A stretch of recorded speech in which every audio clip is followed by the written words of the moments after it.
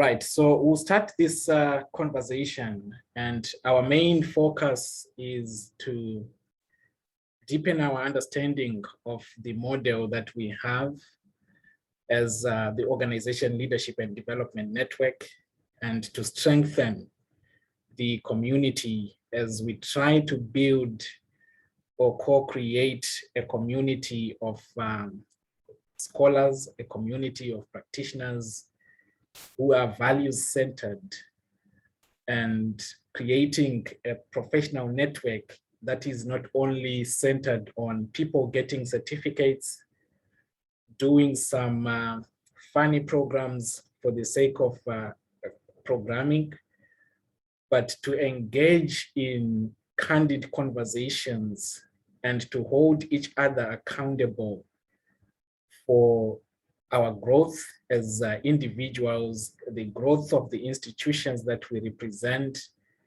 and also to contribute to the socioeconomic transformation of our communities.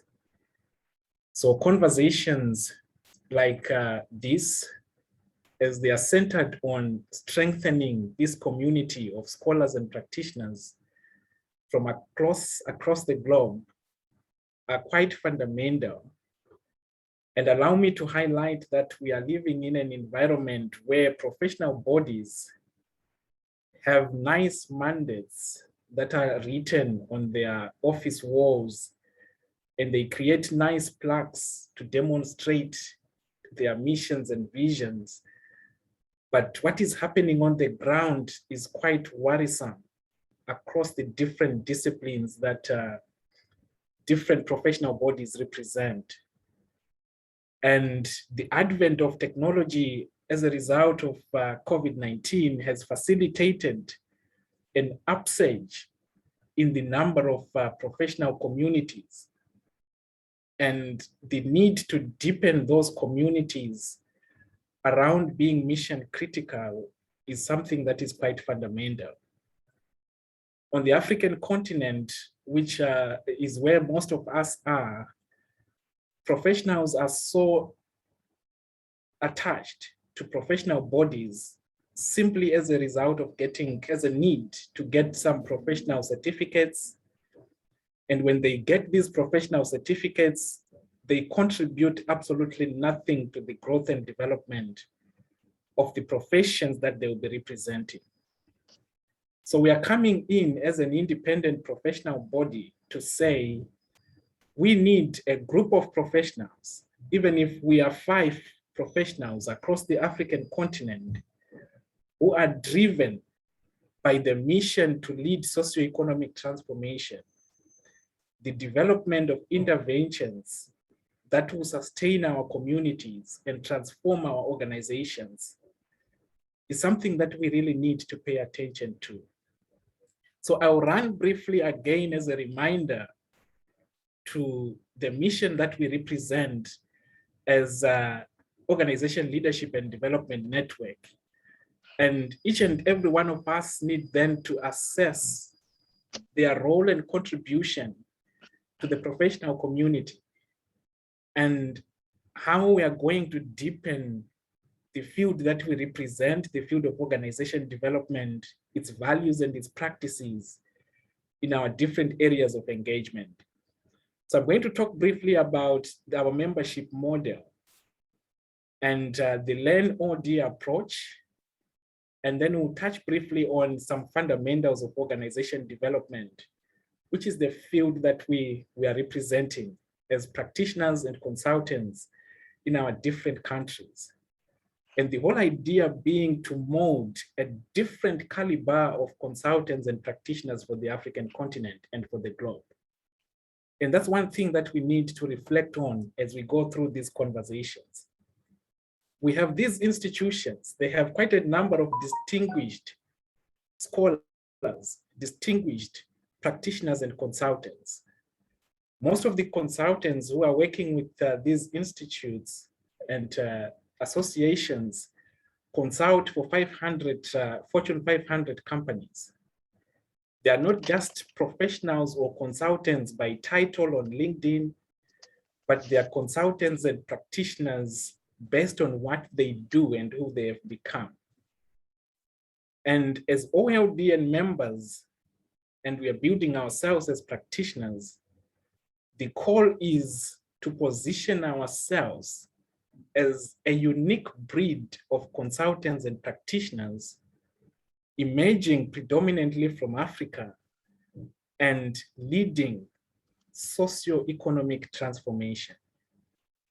So we need to reflect and use some of the individuals from these organizations and say, how do we get to that level as individuals? How do we leverage on each other as a community in order to be the caliber of consultants and practitioners that we want to see ourselves growing to become? I will say it with confidence that our organizations on the continent of Africa and our communities on the continent of Africa are yelling, they are crying, they are groaning for transformation. And individuals like you and me need to take that center stage and lead and facilitate that socioeconomic transformation that we want to see. So the question is, how do we then as a network facilitate that growth among ourselves? And now as the year is coming to an end, we see a lot of professional bodies or organized groups giving awards and certificates and having 5-star hotel presentations, and they are celebrating achievements during the year. We need success stories from OLD, and we will not celebrate that, and we will not use that approach of celebrating. We celebrate through success stories of impact and influence. Our communities are celebrating mediocrity through these awards and standards. And as OLDN members, we need to have a new mindset of saying we will only celebrate Mr. Paul when he brings to the table a success story of impact and influence in Zimbabwe and beyond. We will celebrate Mr. Martin in Kenya when he has brought to the table success stories of impact and influence that the world can actually confirm to say this is a shift in the way that we are doing things. So our model of engagement should be informed by that. And we are creating a platform for leading edge insight and practice in OD and change. And the question is, among the 200 members that we have on the platform, how many of us are really leading in terms of facilitating those leading edge insights?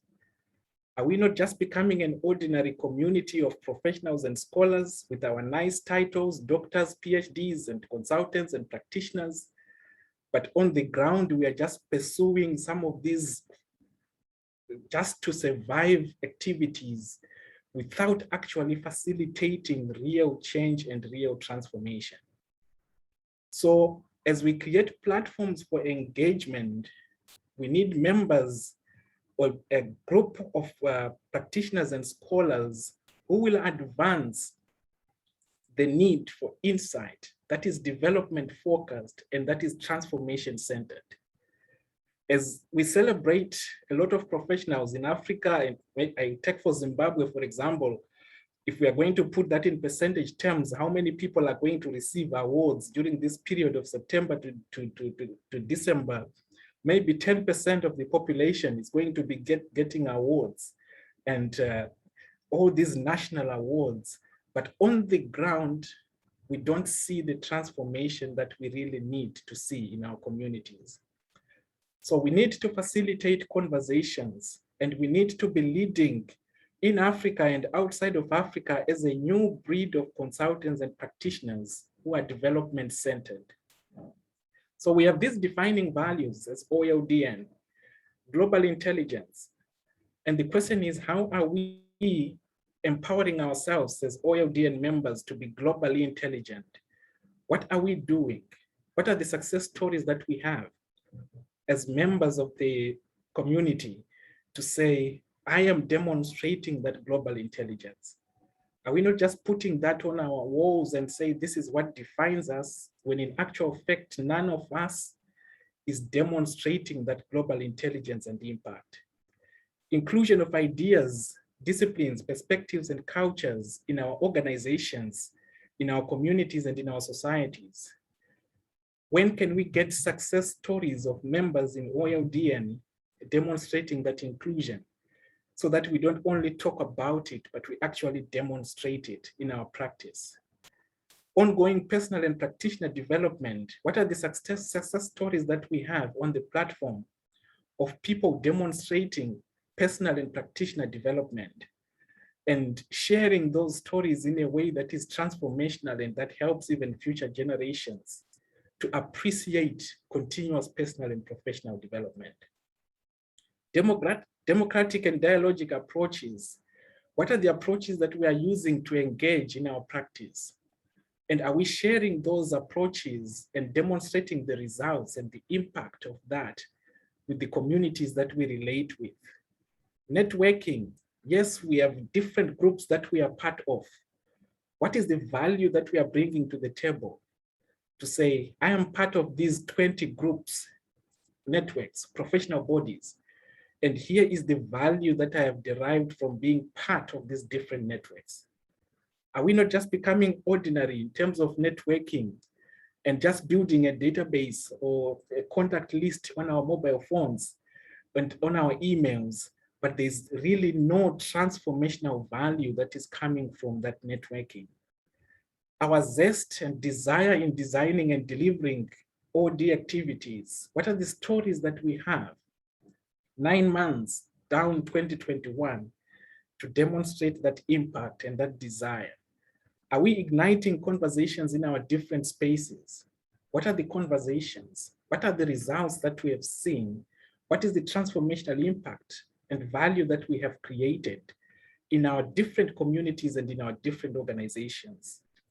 Are we really maximizing the potential of individuals and work groups and organizations?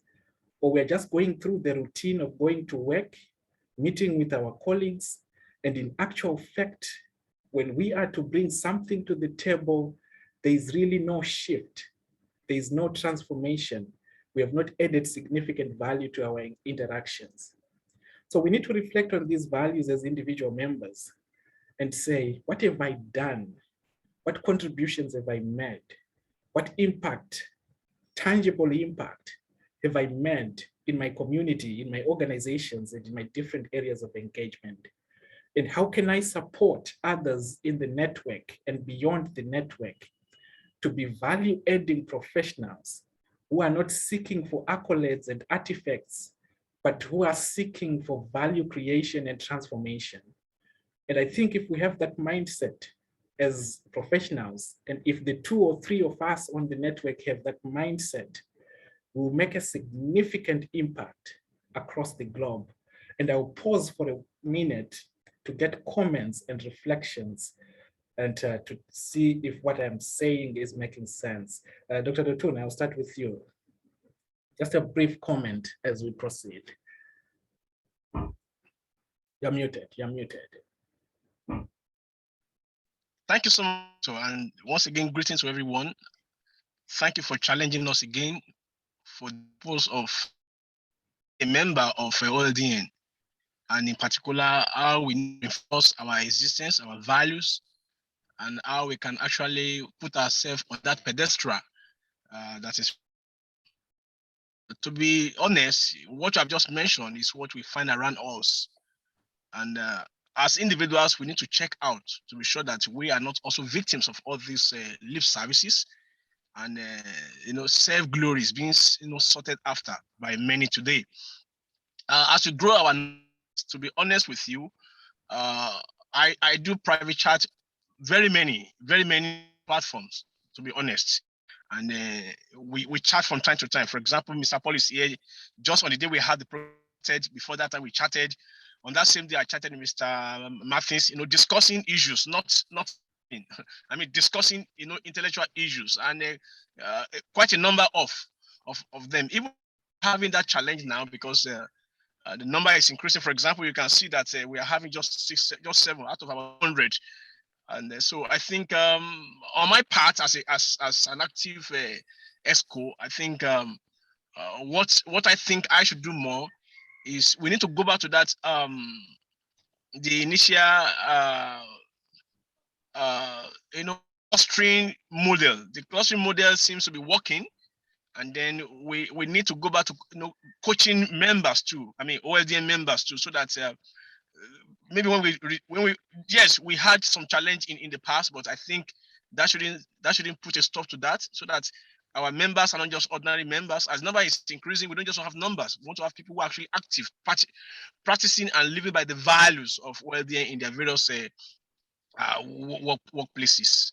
Like the program that you had with one of the clients, and then oftentimes they are still discussing the impacts on them, and that is kind of testimony we want.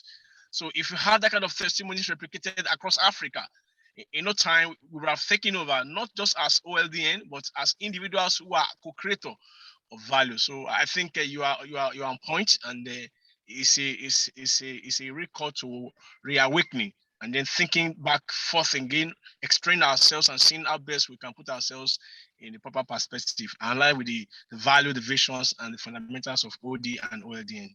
Thank you, sir. Thank you.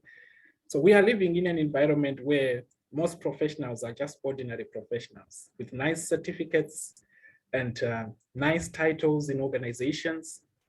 And yes, we are putting on suits, going to offices every morning. We have nice LinkedIn profiles, but really we are not leading. We are not facilitating the change that we need to see in our communities. So if we awaken ourselves as consultants and practitioners across different disciplines and in our different countries, and start demonstrating and sharing stories of our impact and influence, we become that different set of practitioners who are not seeking any accolade, who don't want any artifacts, but who want value creation. And who at the end of the year, you go into your village and you celebrate having made a significant impact. For some of us, we just go into the bathroom and we give ourselves a pat in the back. It's more important than getting a nice plaque and a piece of paper that says you have been the best this year. And a lot of professionals, it's so worrisome that a lot of professionals, they want that plaque, and they celebrate that plaque as if they have won a lottery of 1 million, or they have been given a ticket to heaven. Just because of a plaque that has been designed, it becomes a determinant of value creation. And our societies, especially in Africa, where we have a literacy rates of more than 90%, people value that plaque thing and that piece of paper that says you have been the best this year. And unless we start questioning and reflecting on that to say, yes, these artifacts, we need them, they are part of the process and systems, but they don't define who we are as individuals. The value that we create is more important. I don't need a plaque, I don't need a certificate. I just need to have a mission and fulfill that mission as a professional in my area of practice. So it's a call to action for some of us, but if we need plaques, it's fine, celebrate the plaques, but celebrate the plaques with value creation and something that is tangible. And we need to question that. I think it only started the past 2 years where people are getting a lot of these plaques. 5 to 10 years ago, when someone gets an award, it was a real award, and it was really something of value. Yes. So our structure as OLDN and COLD is, we have the Center for Organization Leadership and Development, where we do professional certification. And we're working with the International Society for Organization Development and Change. We have the professional networking, which is where we are now in terms of a membership. And we are not just a group of people coming together from different countries. There has to be a mission, and that mission has to drive each and every one of us. And understanding that people will come, they join the network, wanting pieces of paper, wanting to see what is happening, but that should not distract the mission at hand of leading global transformation, facilitating global OD education, and helping people to rethink mediocre practices in their organizations and in their societies, and challenging structures of domination, and speaking where people are erring, and getting people to use their senses. Because in most instances, as professionals, we have been boxed in our thinking and we rarely use our senses. So when we come to these conversations, they awaken awareness, they awaken intelligence. And when we are then facilitating OLDN conversations, we need that gadfly, provocative approach to get people to be so uncomfortable and to think about their practices and to be forced to reflect when they go back home and they're lying on their bed. They're not just saying those were interesting concepts, but they are challenged and they have to rethink their ways of doing things. We have OLDN TV and we have the OLDQ, where we are still struggling to get even a single article a month from our network. It's still a hassle to get Africans sitting down and writing a 2,000-word article and engaging in that article and sharing what we are doing in our different organizations. And our publications are not scholarly articles. We are not an academic institution. We need practitioner articles, just articles that speaks into what you are actually doing as a practitioner, as a professional, the challenges that you are facing, your success stories, and even your failures as a practitioner. And it's still a hassle to get that. And we hope as time goes on, we'll be able to secure a collective group of individuals who will share their insights in terms of what we are involved in. Our governance structure, we have these individuals on the advisory council. These are people we look up to. And these are more of our mentors and coaches as a network. And these are people to whom we have a sense of accountability, and we need to act in the right way so as to protect their image. They have a reputation that needs protection. There are people who have made significant impact and they have success stories well documented. And as such, we envy them and we appreciate them for providing support to the work that we do. We have a board of young professionals. I understand they have their board meeting tomorrow. And this is an independent board that provide oversight on the activities that we do. We have an executive committee that has myself, Grace, Dr. Dotun, and Mr. Samuel Obaseki. And our support team, we have 11 members who support the OLDN and COLD activities. We have 2 individuals who are in Pakistan and they manage our information technology. They're managing our digital platform in terms of SEOs. We have a colleague in Egypt who is responsible for our social media activities. And she's the one who posts most of our social media posts. And she's also the one who manages our Instagram account. We have colleagues, 2 colleagues in Zimbabwe and 1 in Cameroon as the support team for the work that we are doing. And we are still expanding our activities as we try to deepen our impact as a global institution and drive that impact as such. These are our affiliations. Our mother body is the International Society for Organization Development and Change. And this is why we are offering professional certification. And in the professional certification that we offer, we are not, for me personally, I'm not worried about giving people certificates because I don't value them. I value the impact that people bring to the table and the value creation. I don't think practitioners and consultants need a certificate and they need to look for jobs and move from one company to another looking for employment. And as we engage as OLDN members, practitioners and consultants, our focus is not on applying for jobs, but on leading sustainable strategic change initiatives. And to do that, you don't need a certificate that says you have completed OD from COLD or from this reputable international organization, you need success stories of impact that people can actually see, and the value that you have created in your different client engagements. So we are working with UNICAF University in Zambia, and we have the OD Institute in Ghana, Nico Heyman and partners in Switzerland, and these other organizations that are on the network that are supporting the work that we do.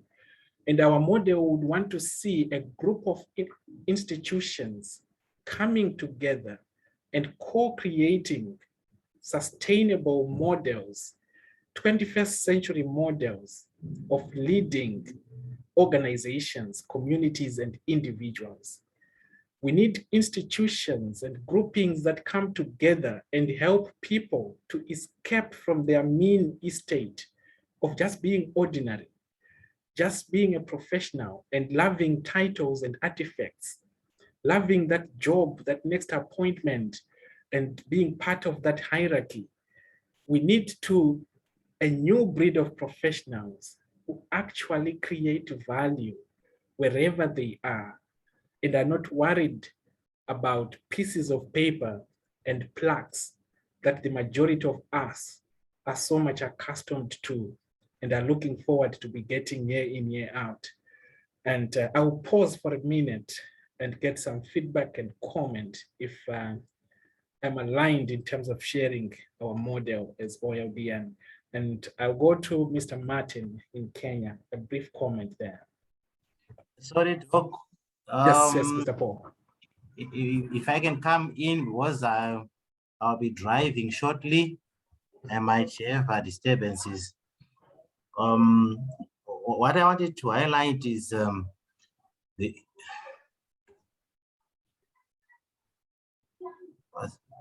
Hello? Yes, we can hear you. Yes. Yes. What I wanted to highlight is that what you raise are very, very important issue, critical issues. And there are the issues that I'm sure separate this network from all these other consultants and networks that we see.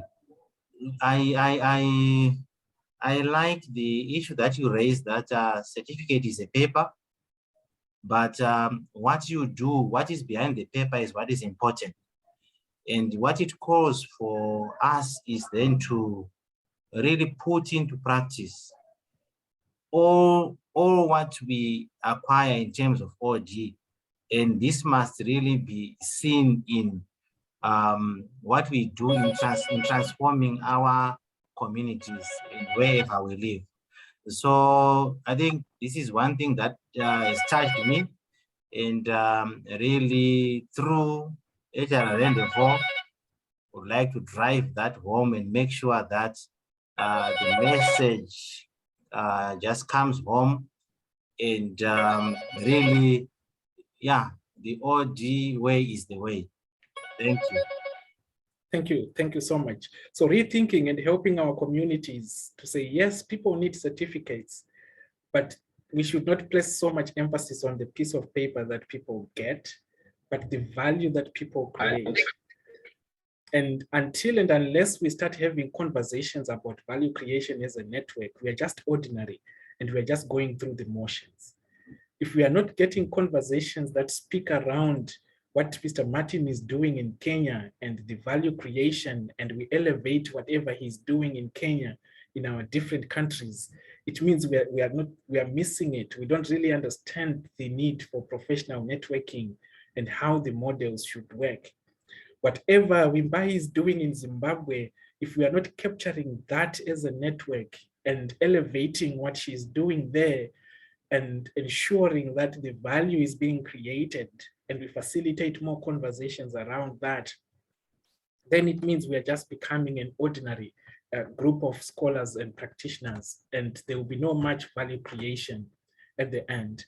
So how we do that is we have an integrative approach to our engagements.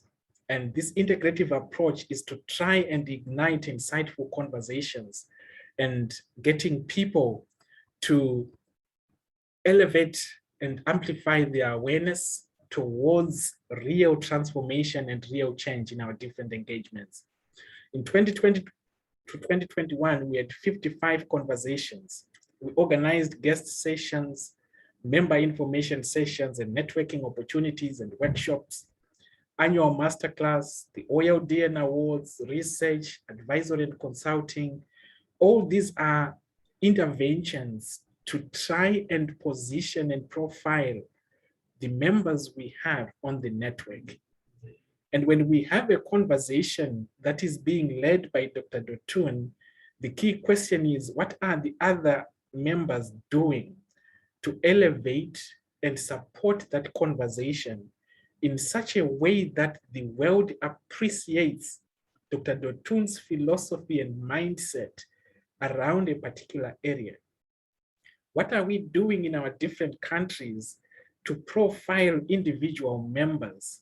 Are we just focusing on ourselves and creating a nice profiles on LinkedIn about ourselves, and we ignore the other members on the network?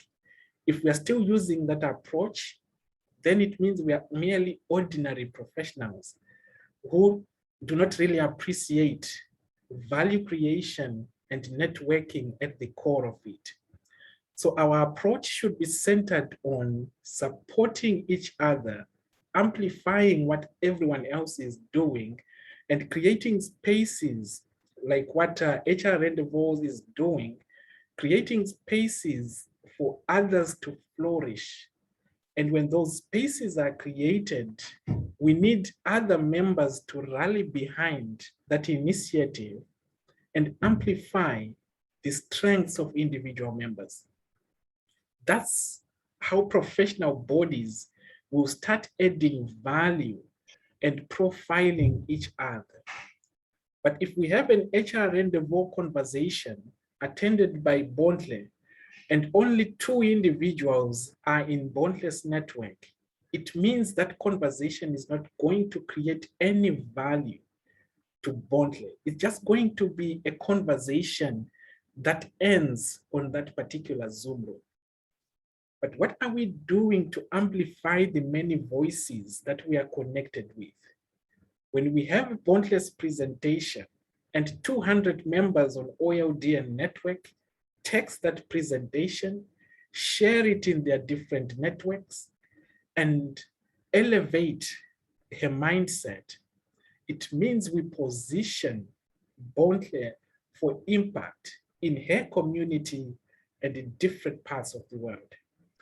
So as members, in as much as we want to have nice profiles ourselves, we need to understand what a network is. And when we are in a network, we support each other, we amplify each other's voice, we uplift each other, and we create spaces for others to be recognized. And in doing so, we are not looking for artifacts. We are just supporting each other's mission and driving that mission home. So we do that through these conversations. And we are guided by the competency framework. And this is a competency framework from the OD network. And time allowing, you might need to reflect on it. If we had time, we're going to get into breakout rooms and discuss some of these elements. In our areas of engagement, we need to be system change experts. And these are the questions that we need to reflect on ourselves to say, now it's 9 months down 2021. How have I been practicing my field as an HR practitioner or as an engineer or as a banker? How have I been practicing? Have I been a systems change expert, or I was just an ordinary banker going to the bank in the morning and finishing at 5 without actually demonstrating the innovativeness, culture building, and change leadership? We need to be efficient designers. To what extent are we demonstrating being a data synthesizer in our work engagements, being process consultants and efficient designers in the work that we are currently doing? To what extent are we business advisors and demonstrating strategic analysis and being a catalyst, being results-oriented leader and a trusted advisor? Are we not just ordinary professionals in our different engagements? We need to be credible influencers, collaborative communicators, and cross-cultural navigators. And we need to reflect on ourselves and say, what have I done during the past 9 months? And what am I going to be doing during the next 3 months to demonstrate that I am not just an ordinary professional? I am guided by certain principles. I have a mission that I'm serving, and I have results to demonstrate. And when you have your own personal reflection, you are satisfied as an individual to say, I am making an impact. I'm not just like them. I know what I'm doing, and I'm pushing the mission in my profession. And these are the results that I have. And when you're sitting at the dinner table with your family and your kids, you are explaining to them the value creation, and they understand the processes of value creation in terms of what they can actually see you doing in your areas of engagement. So the question is, what stories do we have that we can share with ourselves about the impact that we are making? Are we not just running for contracts and just doing contracts for the sake of feeding ourselves and putting some cash in our pockets, and eventually there's no sustainable value creation? Are we really engaging at a level of leading real sustainable change, or we just need that next dollar that can come to our pockets? So we need to reflect as values-driven professionals on our impact and the activities that we are doing and the value that we are creating. If we do so, we set ourselves apart from much of the social media noise that we make, and we center ourselves on the value that we are creating in our different areas of engagement. So we have our own competency framework that guides our thinking and our interactions and activities that we follow. And I recommend we engage in conversations if we are really committed to the field of organization development and its practice and values, to look into whole system thinking, the co-creation of possibilities, emergent action learning, client centrism, generative dialogue, and data-driven interventions. And think about these at self level and say, what impact have I made? And what stories can I share with other colleagues on the network that will inspire them to aim high, to think differently, and to lead differently? If we have no stories to share, it means we need to go back to our closet and rethink our being professionals and rewrite the stories of our professions and our careers and start adding value to the professions we represent and to ourselves and those in our circles of influence. So we need to pause and take that reflection on ourselves. The value that we are creating, are we not just pursuing artifacts, other things, and the next contracts? Have we really been adding value in our different organizations or circles of influence? And how is that translating into sustainable value creation in our different communities? As I pause, we are guided by this Learn-OD approach, where we look at the theory around organization development, its practice, and applying that, reflecting, being a core element of that particular process, and mentoring and coaching others. And most of all of us here have been in practice as employees or as consultants or practitioners for probably more than 10 years. The question is, to what extent are we nurturing other professionals in our areas of influence? What are we doing to develop future generations, to share stories of our impact and influence in organizations, and to prepare those who are before us? And we need to find approaches or ways of doing so.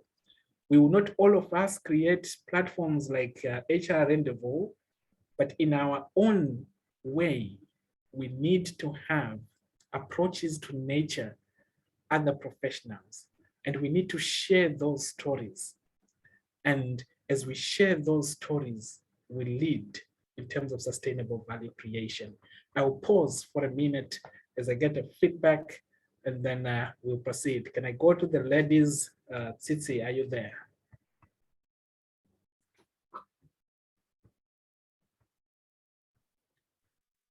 Yes. Thank you very much, Doc, and good day to all of us. Yes. I think the discussion is a great discussion. And I think for me, at the end of the day, it's really about the impact, like you've been saying.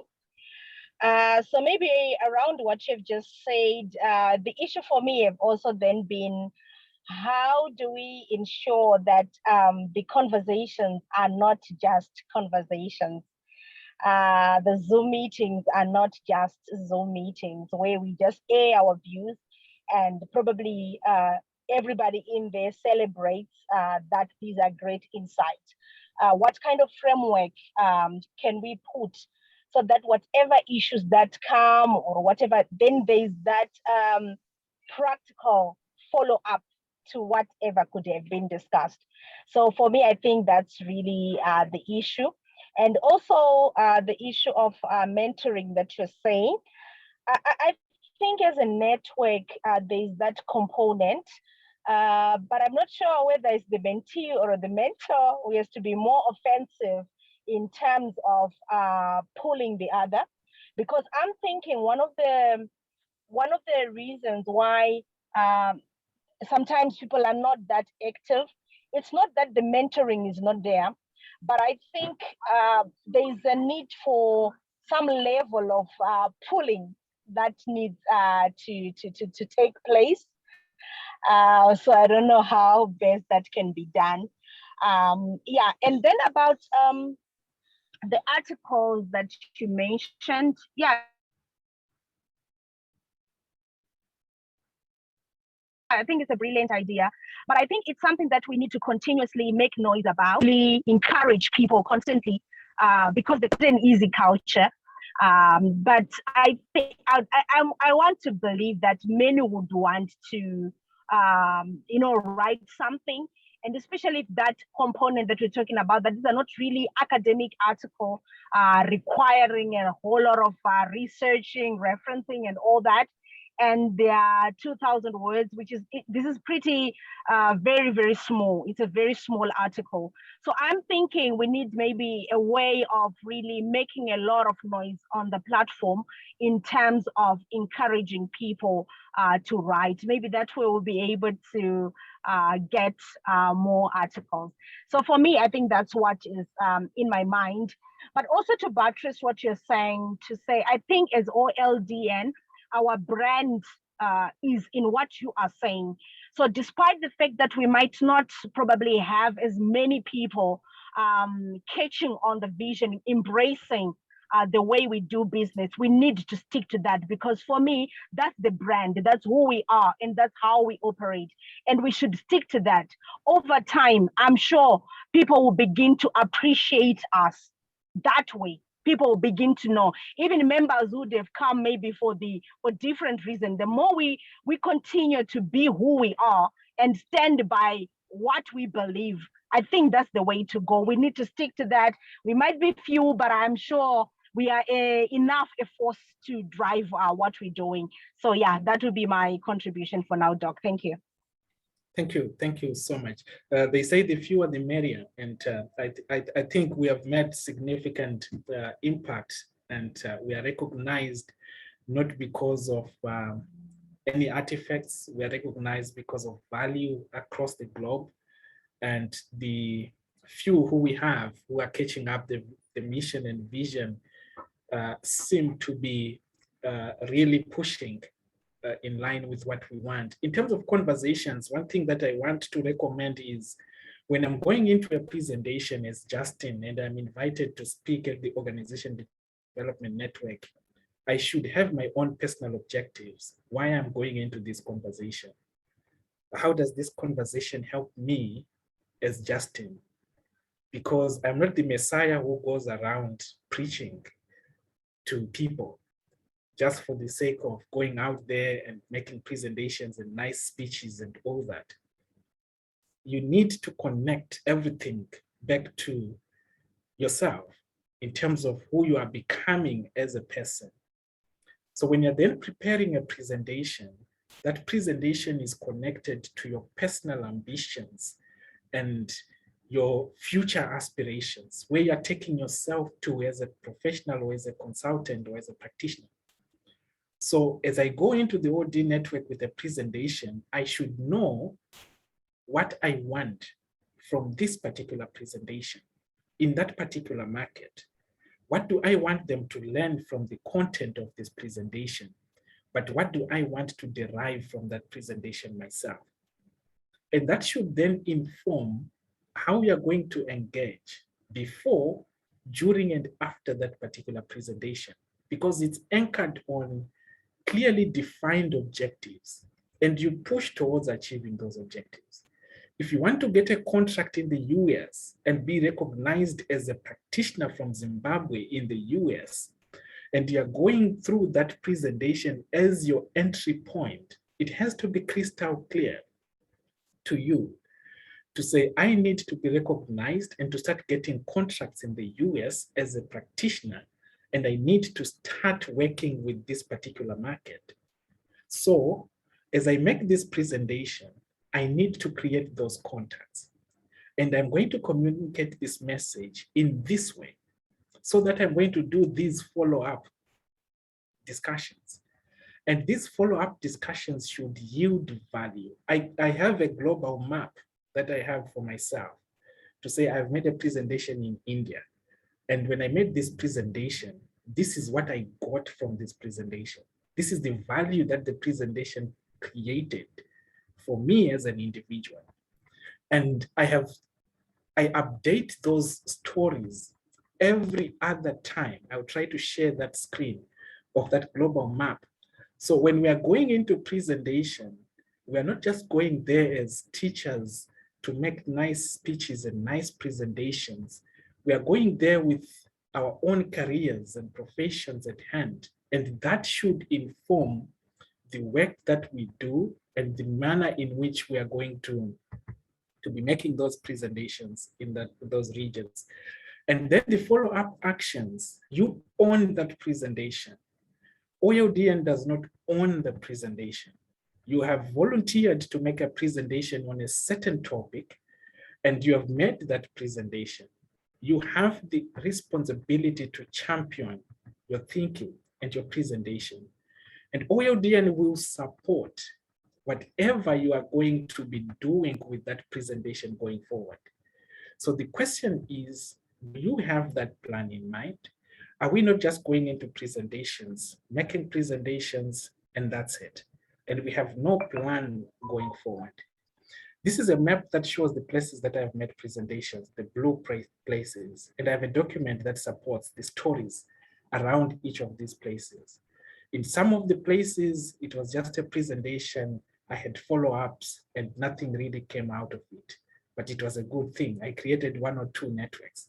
In other places, there was value created. There's actually something to show about that particular presentation. So I urge each and every one of us as we go into these presentations to think, as much as you're going to put effort in making a presentation, you have to make effort in terms of what are you going to get out of it and the story that you want to create out of it. When I'm doing the co-creation and exceptionality meetings online, I share stories around this global footprint and what have come out of the presentation, how it started and how it is now, and what I'm looking forward to be getting from these particular countries. And this will set us apart. So we need those stories from each and every one of you here and the network members as a whole. Your global footprint and the stories supporting that, that footprint. Does that answer your question, Tsitsi? OLDN does not own the presentations.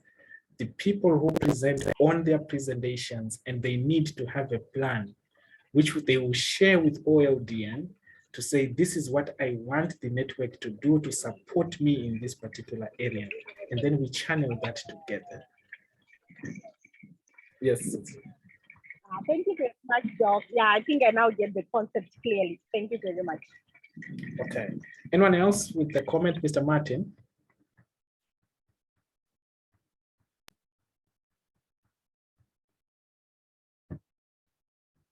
Okay, we'll come back to you. So we have held a number of conversations in terms of our certification and our tie-ups where we have received the support, and they are continuously supporting these colleagues from American University in the US. And they are open for mentorship conversations with the different members we have. But like I said, OLDN will not be able to know what Wimbai wants unless Wimbai comes forward, shares her aspirations, and then get connected to someone who will support her along that particular journey. For the people who we have on the certification program, it's easier to understand what they're trying to achieve because we have 6 months of interacting every Monday, and we kind of get to know what everyone is trying to achieve. But for members in general, it will be difficult for us to capture what every member is aspiring to become unless they show up and we engage in candid conversations with them. So we continue in terms of the professional certification, and our role in that space is we are just professional inspirers. So when you're getting connected to someone on the network, this other person is just there as a professional inspirer. They help you to realize and see the potential in whatever you are thinking and aspiring to be. They become interaction facilitators in terms of even the conversations you have with them, or when you are leading certain networks, when you're making a presentation in certain country and you ask Mr. Paul to support you, Mr. Paul will come there to facilitate a conversation when she realizes that you are under pressure. Mr. Paul will raise his hand and give you time for a breather and then lead a certain conversation in a certain way. That's what networks does in terms of supporting each other, and then we grow together. And they become feedback givers. After making a presentation, people on the network need to then have conversations with you as a presenter outside of OLDN to say the presentation was nice, but these are some of the areas that you need to improve. This is what we need to do going forward. And as we do that, we strengthen the relationship and ties among the members, and then we grow as a community. And the impact and influence reflections, this is something that we just need to build as a culture at individual levels, spending time with yourself and reflecting on your career aspirations and what you're trying to achieve as a professional. And if need be, sharing that with other members. And we need to be very cautious when we're then sharing our aspirations with other members. Not everyone is a professional. And I've learned some bitter lessons as a result of being open and trusting people just because we are on the same network.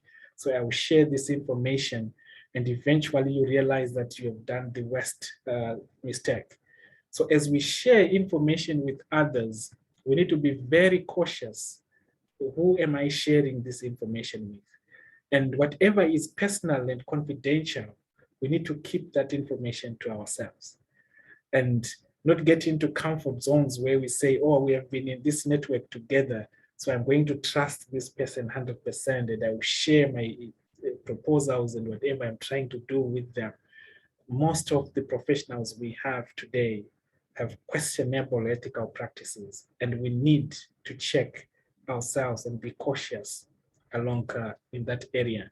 And the OLDN segment conversations are ways for members to profile themselves. And people are working in different disciplines, and people need to own their professions. And as people own their professions, they need platforms to showcase their potential. For someone like me, it took me more than 10 years of my working career before I got a platform to speak to an audience. I wanted to speak to an audience, but I never got that platform, even at church.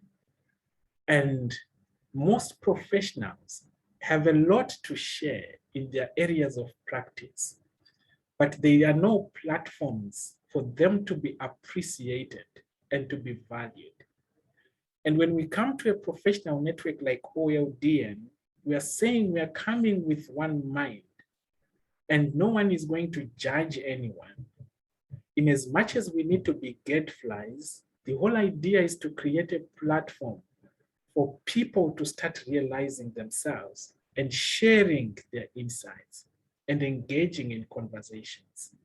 So in as much as we come together, we need to have that mindset of supporting each other and checking on each other.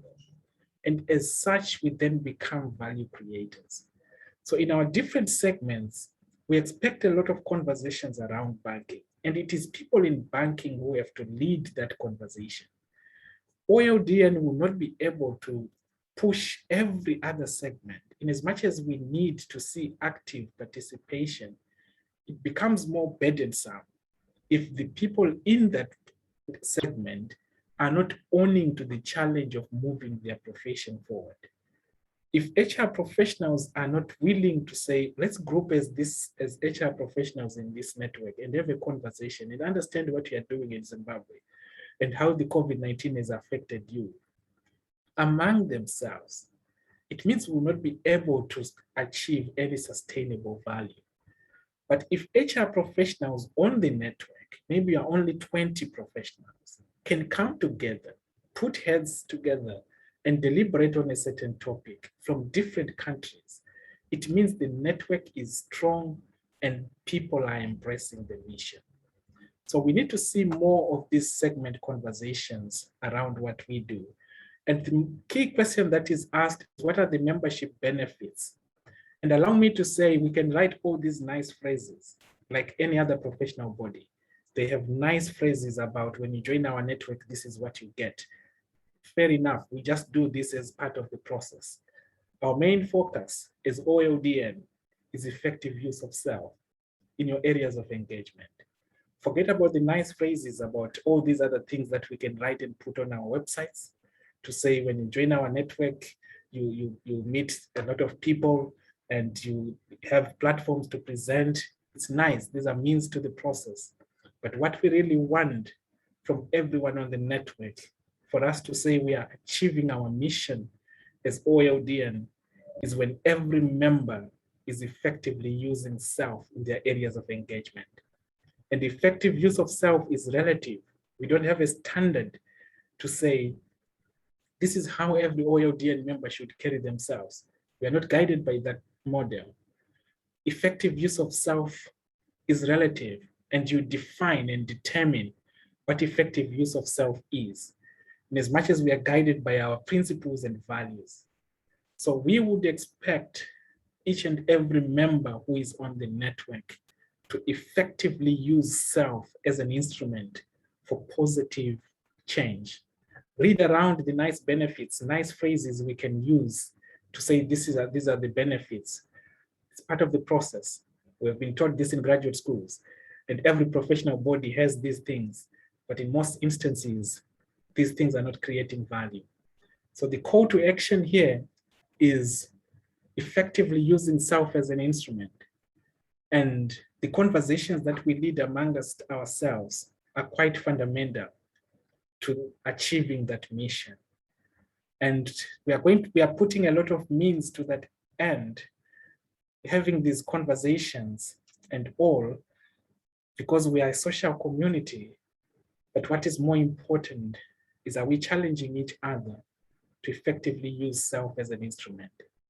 If Mr. Paul is doing so well in Zimbabwe, it puts pressure on me to do well. If I see Dr. Dotun doing so well in Nigeria and I'm having conversations with him, it changes who I am as a person. And when we have a network that is built around merely effective use of self, and we are not putting our eyes on these other means to an end, we become effective. If we put so much value on OLDN conversations and ignore effective use of self from every member, we miss the mission that we serve. We need nice conversations. We need conferences where people attend in numbers and all that. It's part of the process. It's a nice to do thing. It's a good thing to have. But most importantly, for me as a person, is to see everyone who subscribed to OLDN effectively using themselves in their small areas of engagement. And as much as we need the global impact, it comes with the ripple effects of you just being effective right where you are and leading positive change right where you are. So we need to hold each other accountable to effectively use self as an instrument and to share those stories with others, to say, this is what I am doing. I, as a person, am satisfied. I'm living my professional life and my personal life to the fullest. I have no regrets. And I am happy to share these stories. If we have people with that mindset, and each and every one of us is striving to that, we become more powerful and we create more value. Read around some of these things we put on websites. Some of them, same with other professional bodies. It's a standard that is there. But if what we want as the benefits of becoming a member of OLDN is merely effective use of self. And that effective use of self comes from you being authentic and genuine in your different areas of engagement. You being of influence and impact. You being courageous and curious, loving and working, and inspiring others and demonstrating compassion. At the core of OLDN mission are these expectations. Everything else, it's a nice to do thing.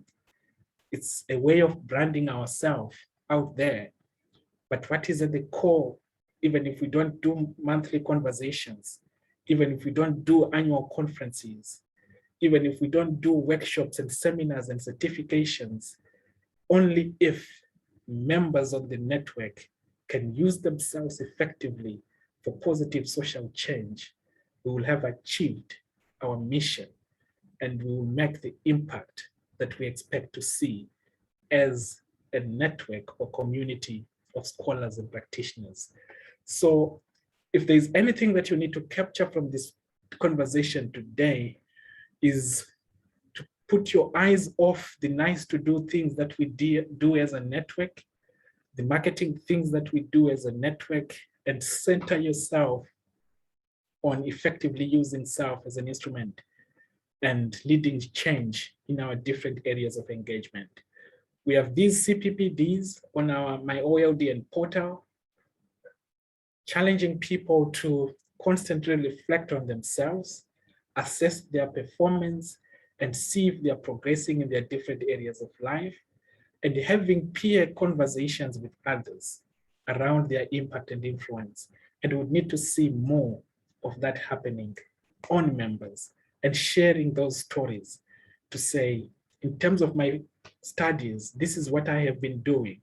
I just completed an MBA, not just for the sake of getting an MBA, but this is the value that I see on this MBA. In terms of field-specific training, I attended a workshop, and this was a 3-hour workshop.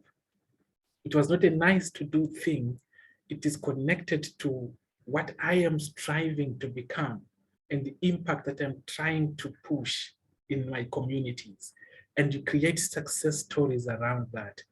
In terms of consulting, it's not about getting that contract and getting money in our pockets. Fair enough, we need that as a basic requirement, but the value that is created should be more important than the process that you took. Teaching and learning and mentorship, scholarly outputs in terms of publications, we publish with a purpose, not just putting articles out there and meet the demands of contemporary scholarship But when you write a piece of article, it should be supported with an objective, which you reflect on yourself to say, I wrote this article in 2020. What value has it created? Or was I just sharing information? If you were just sharing information, fair and fine, let it be clear that you are just writing articles for the sake of writing. But if it's connected to something bigger, let it be clear and assess and evaluate yourself in terms of achieving that. So we do a lot of these marketing activities as a way to say, this is the brand that you represent. And when then you go out there and you say, I am associated with OLDN, there has to be substance, there has to be value. And we try to catch up with what the world wants in terms of what everyone else is expecting as a human being. But at the core of what we do, we need people who are human beings and who effectively use themselves for impact and influence. We just need mission critical members, people who are on a mission to achieve something bigger than the professions that we stand on. Members who are aiming for something huge than the professions that we represent. And if we have those mindsets of people who challenge each other around that, we'll be able to achieve more. We have members from almost 23 countries. The question is, what are we doing to leverage on that and to create value for ourselves based on this membership? Are we communicating, like Dr. Dutun pointed out when we started, that he's engaging with Mr. Paul, he's chatting with people in Afghanistan, he's chatting with people in Pakistan. Are we also involved in those type of conversations with a clear mandate or purpose to say, when I'm engaging with someone in Afghanistan or in the Philippines, I want to create this value for my personal brand. And I will open up opportunities in that particular country. I will arrange meetings and have conversations with people in these other countries to create opportunities for myself. And I need to see myself there. And this is what a network can do. And it is only sustained when we have clear objectives about what exactly do I want to achieve. Why did I join OLDN? Do I want to be just part of a group of professionals, or there's something big that I want to achieve as a professional? So we need to leverage on this membership. For OLDN, it's good for us. We'll say we are in 23 countries, but that will not create value for the brand if the people on the network are not connected to each other. If OLDN says we are in 23 countries and no one is connected to anyone in those countries, then it means we are not a network. We have to call ourselves something else. So if we are to create value for OLDN, it means by now, if you have been on the network for 1 month, you have managed to interact with people in other countries and having good conversations, so that when you go into other platforms, you can confidently say, I have connections in Pakistan. This is my world footprint. I have a colleague in Pakistan. Though there is no value that has come out of Pakistan, I'm still pushing to get something out of that market. This is my global footprint. I've opened up an opportunity in Germany. And though I have not created value, I am there, my name is known there. I'm in touch with this person and I'm trying to create value. And you have to create that value yourself. Nobody's going to come from Germany and say, oh, Tsitsi is in Zimbabwe, Tsitsi come. We are in Germany, we need a consultant. You have to create that value in that space. So the question is, what are we doing and leveraging on the current membership and create that value in the different areas? I'll stop here on membership and take feedback. Mr. Martin, you wanted to say something earlier. Yes, and my apologies. There was some background noise and I didn't want to subject everyone to that. So as I was trying to get it sorted out, I think it passed by. So a number of things struck me, but the most critical was, how do I impact and add value to my network? Just a quick arithmetic for myself. I looked at, I run 6 local HR groups and 1 Pan-African group. I am in about other 10. And a quick arithmetic told me, Martin, your network is around 3,500 people, all connected within HR and L&D and OD. And so that actually got me started. What value am I adding in this network? Because it's not just always about receiving, but it's about what you also give. And that stuck in my mind. And then just the last thing you're talking about having a footprint, a world footprint or a continental footprint, that has stuck into my mind in how you create value for yourself through that. And for me, the session is an eye-opener, because we do things, or we do go out there, do things, but the question that has come from this discussion is, apart from it being of value to you, to who else is it of value to? So it's not just about me, myself, and I. If you're saying you're in a network, then just like there's one thing maybe I might just share. I've not believed up to now how I got to train in Nigeria through Dr. Dotun, who I've never met, and Dr. Justin, who I've never met. But we're in the same network. And they will say, Martin, we know this is your area of expertise. Come and do this do this part. Then the question now also becomes, how will Martin reciprocate? Because it's not just about receiving always. It's value is give and take. And I think you posed a very good challenge we are a network of around, just in the OLDN group, about 256. That's a big number, because out of those 256, everyone knows about 15 people of influence. Multiply, that means you have a broader network of about 4,000 people who we can all tap into.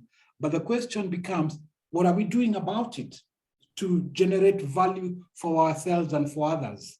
Because it's not about just me, right? It's about, if you're in a network, then is how do you ride on the power of network? There's something you bring to the table, and there's what you find on the table also.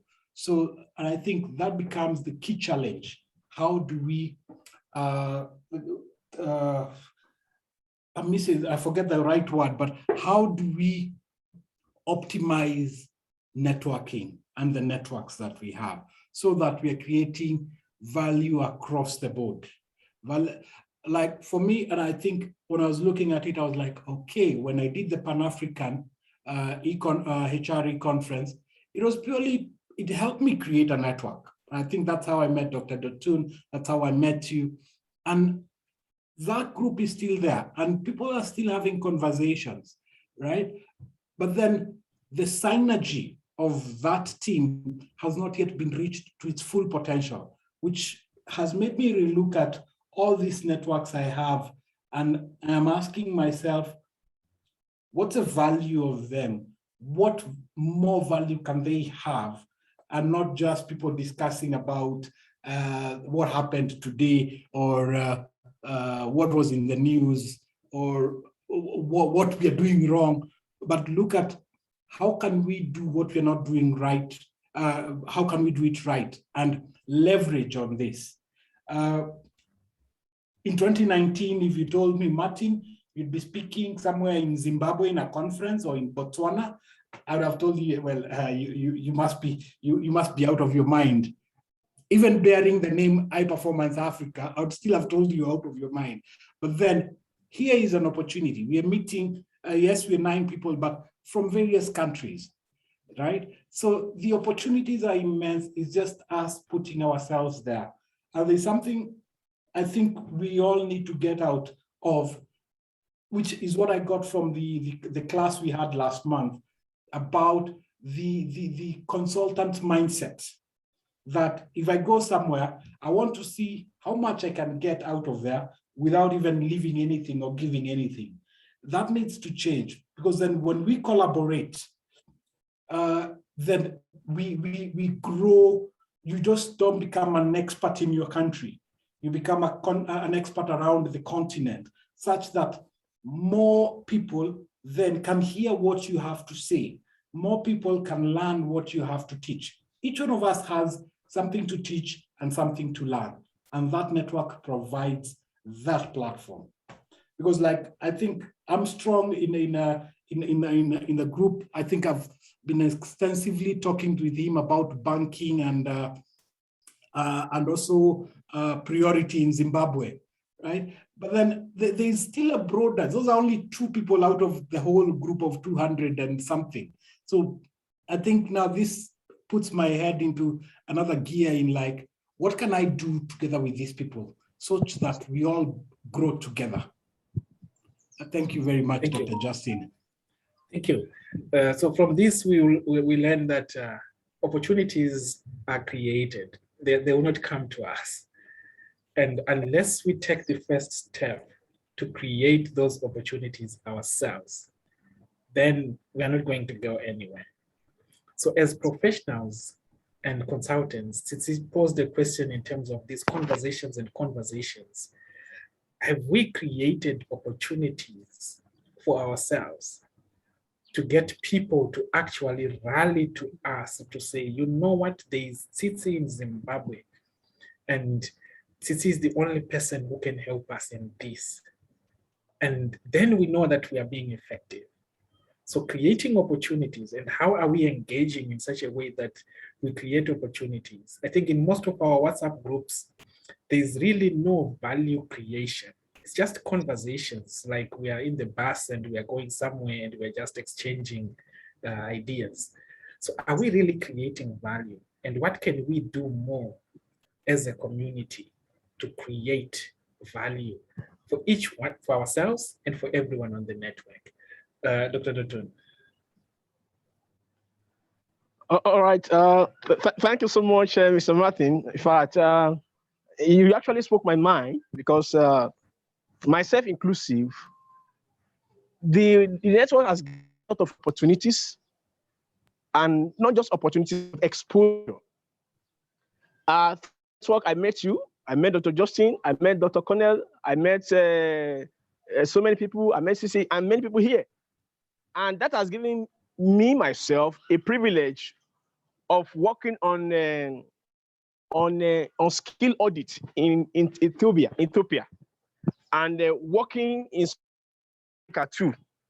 And you know how is when you're also sharing knowledge across boundary, seeing how it is happening in Kenya, seeing how it is happening in Zimbabwe. In fact, I can call Zimbabwe my home now, my second home now, because I learned a lot of things. I see the way they share ideas. The last time we had the program on HR from Zimbabwe, I was part of it, and I learned a lot of things. Now, as Dr. has said, how do we begin to enhance and facilitate more collaboration? Because as I mentioned, the number of participants is just 7 out of about 200 something. So mere chatting on WhatsApp is not enough. In things that are more impactful. Now, that's what I recommend. I think on the part of OLDN, we might begin to pair, countries together and say, okay, Zimbabwe and Kenya, you organize this program. Then South Africa and Ghana, you run this program for this month. Then Nigeria and Ivory Coast, maybe that can also help to bond together, because sometimes we find out that some people have to be pushed, and they don't naturally know how to respond and how to ask and how to move. But maybe when that happens also, maybe it might help us to see how best we can begin to leverage and begin to act ASAP, so that we can deepen the relationship, and then we can have this better global exposures, cross-continental interactions and impacts. Thank you, sir.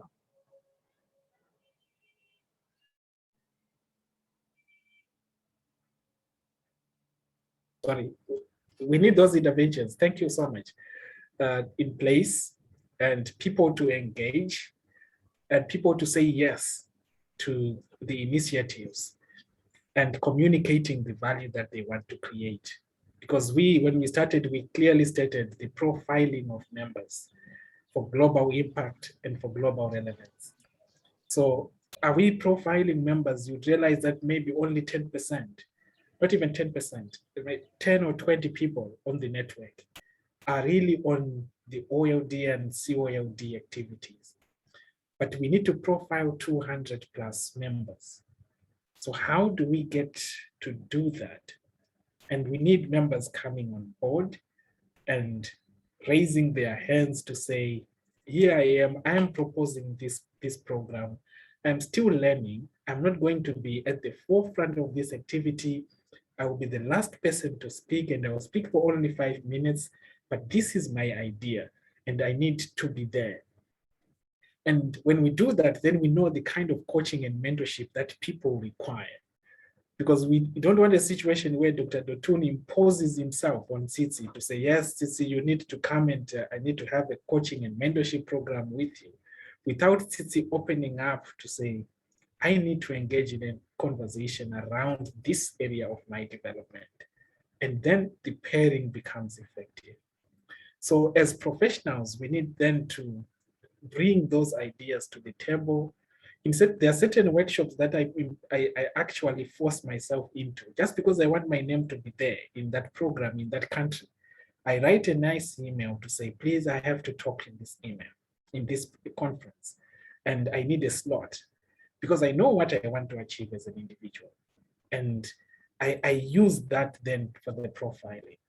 So all our members, the 200, need to capture that and embrace that model. If we do so, then we would realize that if we are really collaborating, when HR Rendezvous is having a session, OLDN members will be there with a purpose. And the purpose is, maybe I'm not there to learn, but I'm there to uplift the mission of HR Rendezvous. And I promote that program on my platforms. Why? Because I need to support Paul. And when Paul is successful, I create value for myself as well. But if I just say, okay, that's Paul's program, I'm not worried about it. Why should I use my data? I would rather do other things. And that will not grow us as a network, and we cannot create opportunities for ourselves as well. But if we start rallying behind each other's program, if I'm not attending, I post on the network to say, colleagues, I'm not able to attend HR Rendezvous conversation today, but please, who is representing us on that particular conversation? Then we know that we are now working as a network. But if people are just there in their comfort zones, that's Paul's program, it's an HR program, I don't care, let him do whatever they do there, it doesn't affect me, then it means we are yet to embrace and capture what a network is and how we can create value for others. And as we create value for others, we create value for ourselves as well. So that mindset shift, and it's needed significantly, especially among us as Africans. We are all Africans here. That mindset shift is really needed in terms of supporting each other's mission and vision and creating value for others as a way to create value for ourselves. So we need to reflect on ourselves and ensure that we support each other and we represent ourselves. At times it's just a matter of sharing a flyer on Facebook. Just get a flyer from Mr. Martin, post it on your Facebook page, and that's enough. But most of our professionals can't do that. They think maybe if I post Mr. Martin's flyer on my Facebook, I'm promoting him and he's going to be richer than me. I don't know that mindset, but if we reframe our mindsets as professionals, and I work with the ISODC and the OD network, I see people posting each other like it's their own. But in Africa, it's difficult. So it's a challenge to all of us here today to say, when there's a program from Wimbai, we need to just create a minute and just share it on your wall if you are not attending, and support it in one way or the other. In that way, we become sustainable. Yes, Doc. Thank you so much, sir. I think this that you have said is very important. It costs nothing to showcase other people's programs, because we will also be happy if them is shared too.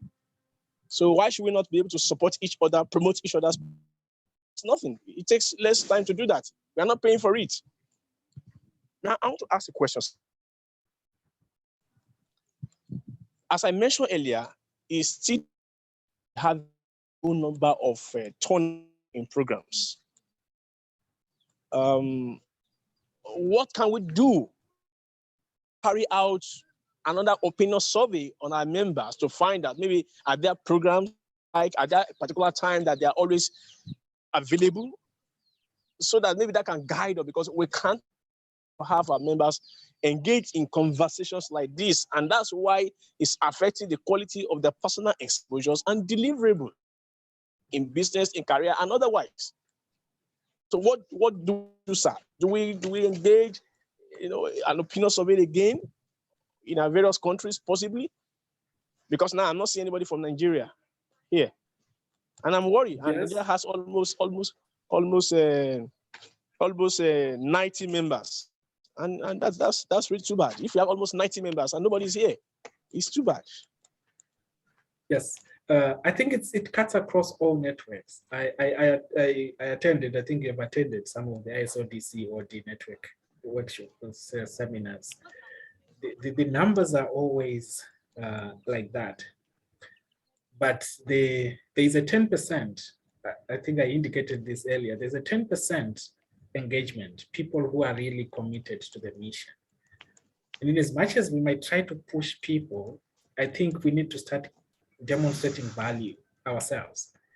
To say, when I attend a workshop and a Zoom meeting, this is the value that I actually gained.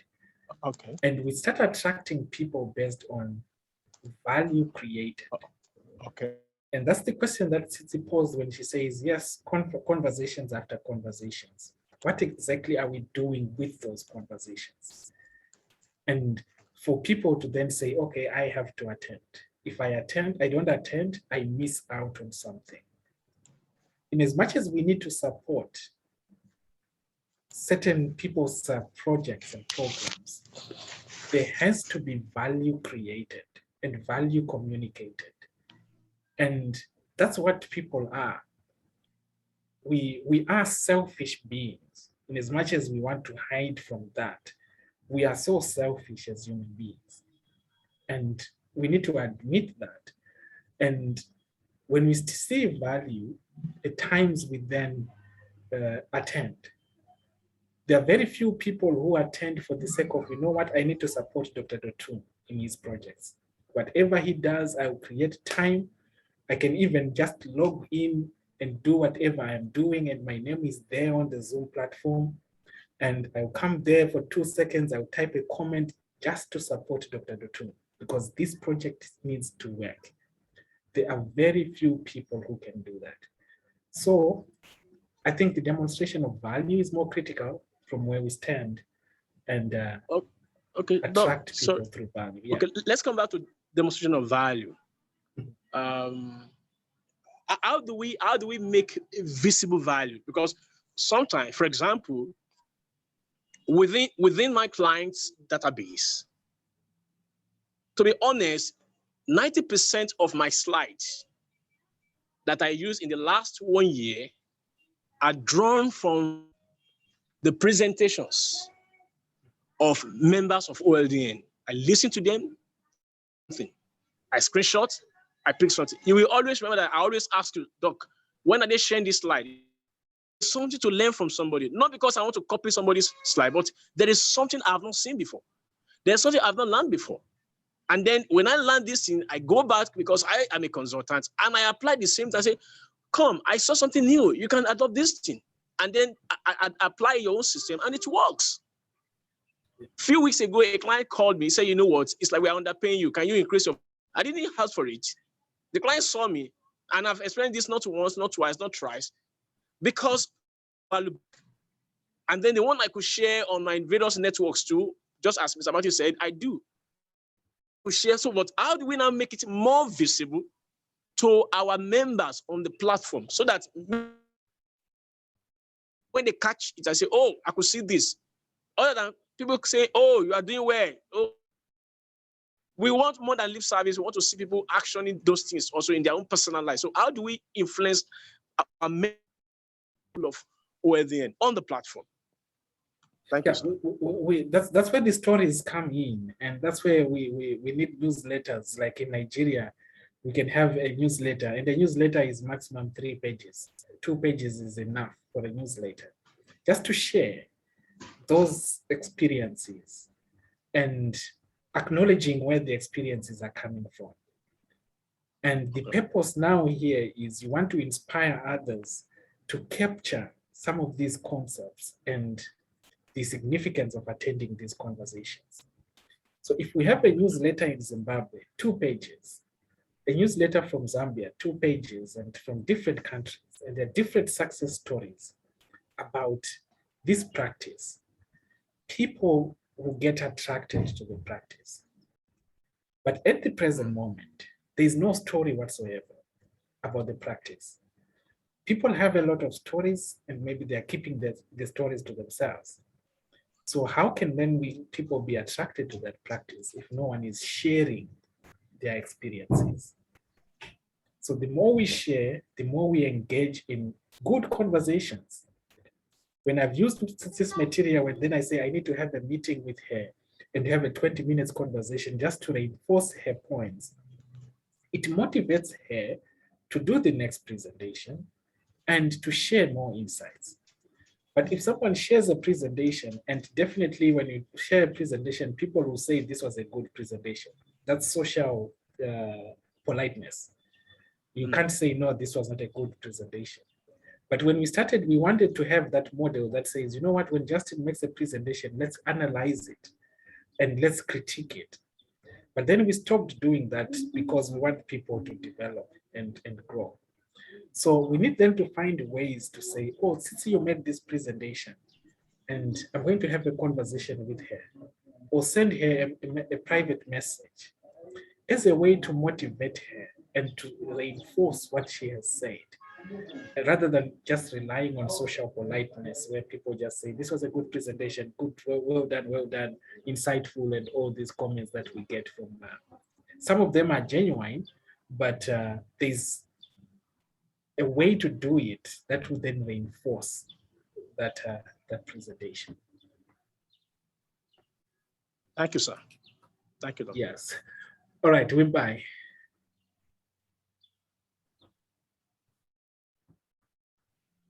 Bye.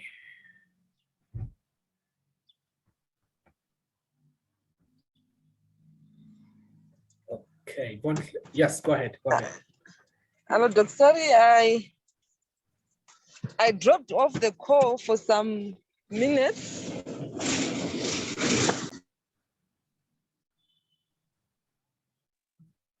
But I think I'm going to share on what I learned before I dropped off the call. Mm-hmm. Okay. I think from what you said and what you emphasized about the effective use of self. You know, where I'm currently housed or where I'm currently based, you know, to develop myself and use whatever I have, whatever resources I have within me and resources that I have outside me, and inspire my surroundings, my current surroundings, and being an agent of change. And I think from the conversations that we engage in at OLDN, if one really gives themselves or listen or get something from the conversation that we hold at OLDN, those conversations, they contribute greatly to that effective use of self. So it's something that OLDN, if one is really to give themselves to what we are learning from OLDN or the engagement that we do, I think those ones are helping us greatly in terms of effective use of self, in myself, in my case, in my current organization, in my current surroundings. Thank you. Also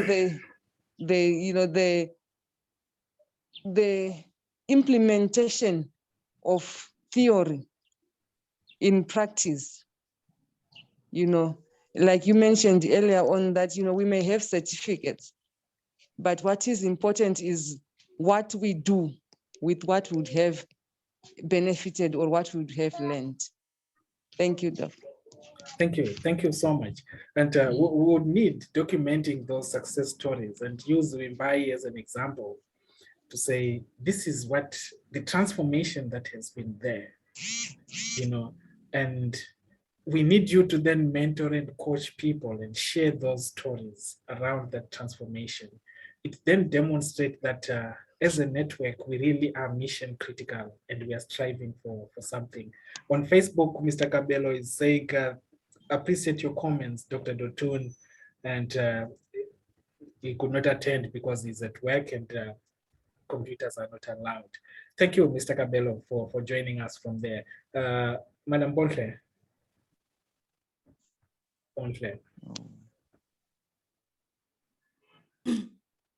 Oh, thank you, Doc. Yeah, I've had moments of reflection throughout the conversation. When you mentioned about the effective use of soul, how, what we are getting and how we are demonstrating what we are learning from the network.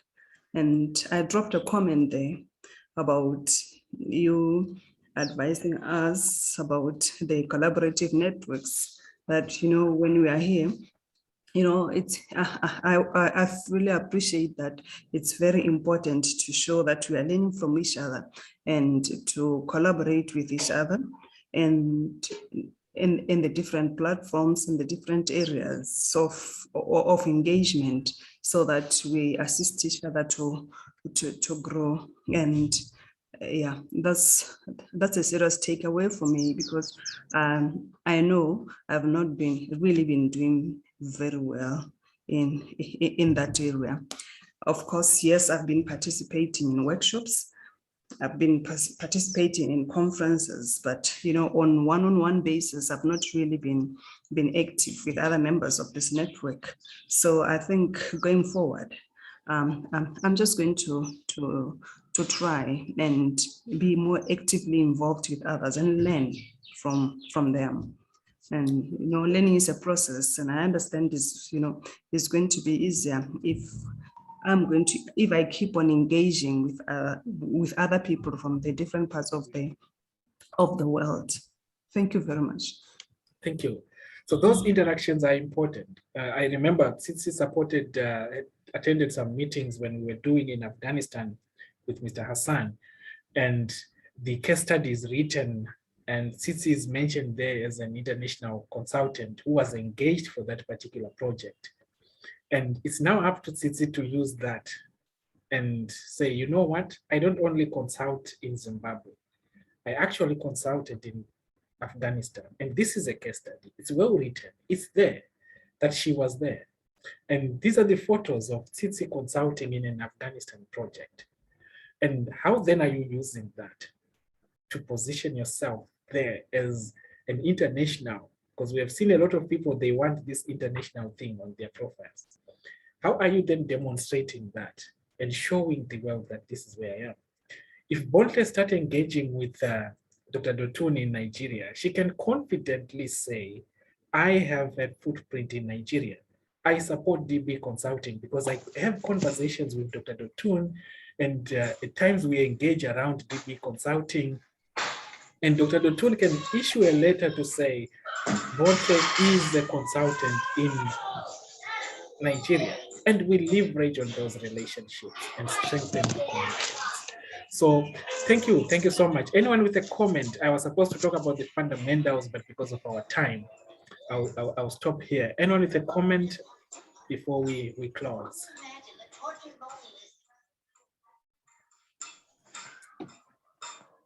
Yes, Mr. Paul. Oh, yes. Thank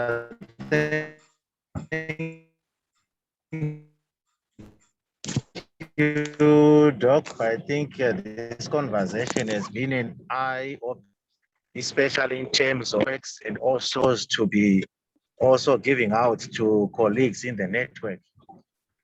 Yes, I've done not quite a lot in terms of collaborating with colleagues. Dr. Dutung in Nigeria, I've never met him, but we talk. Mr. Martin, we just collaborated on the Pan-African HR conference, and now we are close colleagues. I facilitated on one of his workshops, and I'm sure this is where network should go, and this is what it is all about. I've actually been challenged in terms of also what Mr. Martin highlighted. How am I using the huge network that I have in the platforms that I am in terms of engaging colleagues and also creating value, getting value from them, and also giving value. I think these are issues that have struck me, and also in terms of what I am giving to this network, OLDN. I think there's more that I should do to also appreciate what I've already benefited from the network. So thank you very much for this briefing.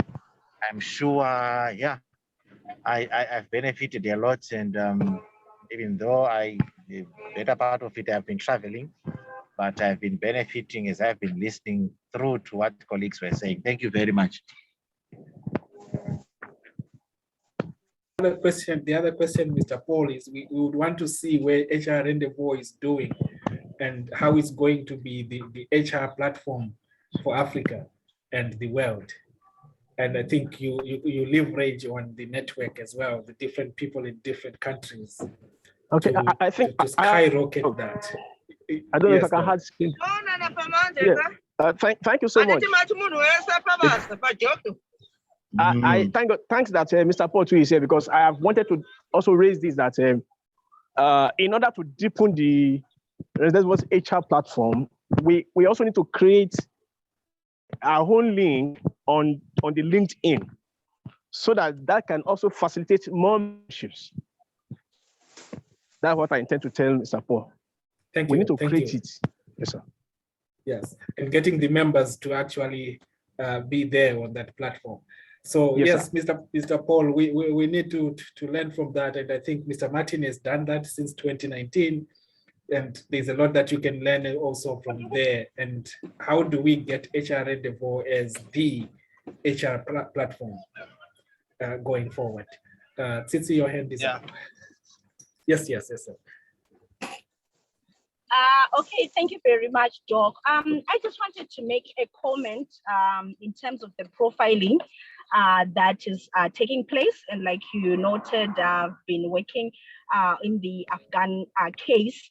So currently I want to, it's not really yet finalized, but most likely I'm going to be getting some consultant engagement, both in Zimbabwe, it's a program in Zimbabwe and Zambia.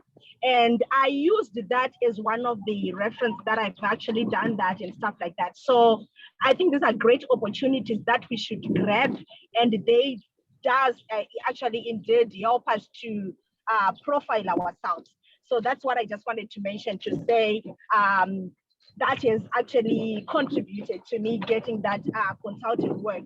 Because many times, sometimes we write that consultants, but when you don't really have the work that you've done, it's very difficult. So this platform is allowing us as imaging, I think that's the right, as imaging OD practitioners to have cases that we can really cite to have a real experience in the consulting field. Thank you very much. Thank you. Thank you. So again, we have to create those opportunities. There's DB consulting in Nigeria. So what are you doing in Zimbabwe or in Botswana to use DB consulting as your reference? Dr. Dotun will not just issue a letter. Yes, he might need to support, and he might be forced to just issue a letter to say, oh, Bontle was consulting for me in Nigeria. But at least there has to be some interaction that is there. And then Dr. Dotun can then provide the support when we are then looking for these contracts. So that's what networks are. And I've seen this happening in other parts of the world where I interact with colleagues and how they get these contracts. But on our continent, we still need to improve in that area. So let's capitalize on the networks that we have, the different platforms that we are in, and add value and create value for socioeconomic transformation, and also to profile ourselves as consultants or practitioners in our different areas of engagement. If there's no one else to share, I'll ask Dr. Dotun to close. I'll stop here, Dr. Dotun. I wanted to share on fundamentals, but I will share the presentation on the platform, and then we can engage for those who would want. And we have the accountability partner, and we are using Tony Johnson from Jamaica. And just by mentioning that we need you to be our accountability partner, coach, or mentor, she opened up and she says, I'm ready. I know she has a lot of issues going on now, but she demonstrated a readiness to say, I will support the people. And we gave her a list of 30, I think 31 COLDC participants who will be under her. We need to have these people leading other participants from the network. When we are then saying we are putting people under your accountability program, you need to then demonstrate that willingness to engage with them and to coach them and to mentor them. But now we have pushed all the 31 to Jamaica. Tony Johnson, who will be presenting to us next week. How about we get people from the network taking that role? Dr. Dotun initiated that in last year, and people were put under certain individuals, but I think nobody engaged. There was no communication. That whole concept just died down. But Tony Johnson in Jamaica, she sends emails, Dr. Justin, what can I do? How do you want me to support these people? What do you expect from me? And she's demonstrating that willingness, despite the pressure that she has as completing a PhD program. So ourselves, we need to open up and volunteer to mentor others, to coach others, and to have conversations with others. And you might have only 2 or 3 people that you are working with as a way to demonstrate coaching and mentorship. And we see the results from that.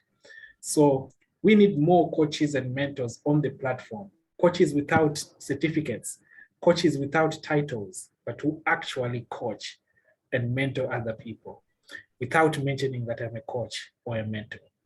So let's reframe our mindsets around that. Thank you so much. Dr. Dotun, I will ask you to close this session. Yes, Doc. All right, I want to say thank you so much, our president and the founder of OLDN, as well as CODE, Center for Leadership and Development, for this pioneer work, which has given birth to close to 200 members and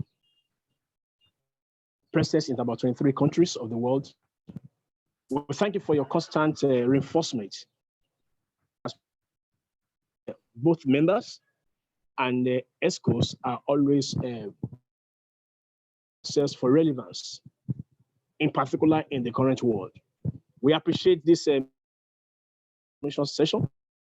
And we also appreciate the fact that OLDN has grown to establish herself with collaborations with ISODC, ODN, OD, OLDN, NODE, and as other. We also understand that our mission is critical, which exists to facilitate leading edge insights and practice in OD through all the informed publications, the provision of a platform for information exchange, and our values, which is premised on global intelligence, where our members can actually showcase that they can anywhere in the world co-create, represent, and then test themselves that we are truly a global individuals with relevance. Also, the values of inclusion, whether ideological inclusions, professional inclusions, or gender and other facts. We appreciate the fact that the network is well structured to give an opportunity for everyone who is interested. We also thank you for this exposure on the need to collaborate, in particular across boundaries, across networks, across the country, as well as the insights we have also gotten today on how we can drive collaboration, then through use of self, and then by implementing what we have learned and gained, and the insights we have actually got in programs run by OLDN and others. We believe that having learned all these things, we'll go back as individuals on how best we can begin to implement them individually, and from there we can begin to impact society, community, workplace, families, self, and then the OLDN globe as a whole. Thank you so much for coming. We appreciate you all.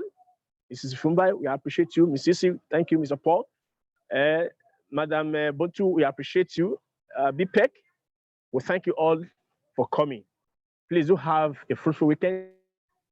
Keep on spreading the love, the value, and the fun. Thank you, sir. Thank you, everyone. Have a good night. Thank you for the time once again. Thank you. Thank you. Thank you. Thank you. Bye. Bye-bye. Thank you.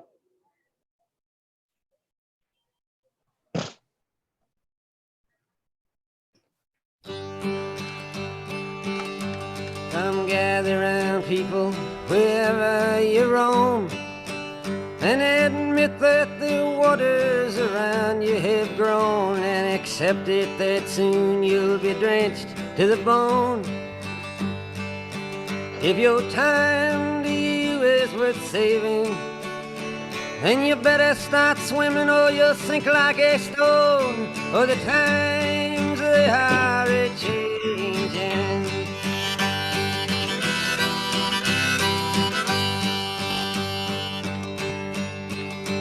Some writers and critics who prophesize with your pen and keep your